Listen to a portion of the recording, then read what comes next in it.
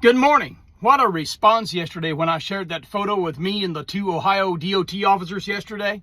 Got a picture with them after he pulled me over, and I told you guys how he called for backup and then the other officers in the picture too and all that. So now I'm going to share the whole story with you. So back in March, I was off for 6 weeks to have double hernia surgery. During all of that time, I was on TikTok Live a lot while I was healing.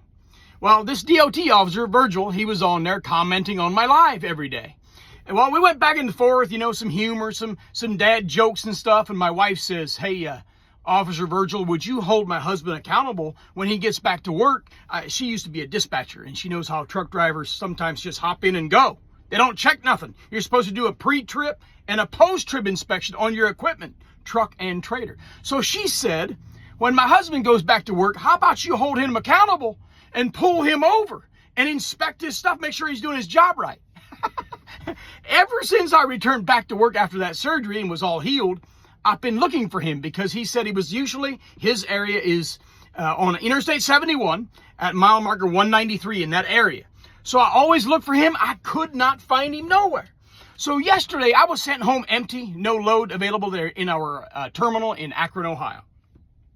So I got to go from Akron all the way to Lima. So I'm coming over 76, hop on 71, and I'm going south. As I'm getting closer to the 193, I see two Ohio DOT officers sitting in the middle, chatting, looking for their next victim. And as I went by, I gave it away. Okay, I'm going to admit I gave it away. I'm rolling by and I wave. Now, I remember chatting on TikTok Live, and I knew there's a DOT officer, Virgil, and I knew his name, but I couldn't put a face to it. So I wasn't sure if that's really him or not. All I can tell you is, as soon as I waved, that white DOT cop car comes flying out of there and starts chasing me down. I'm like, oh, here we go.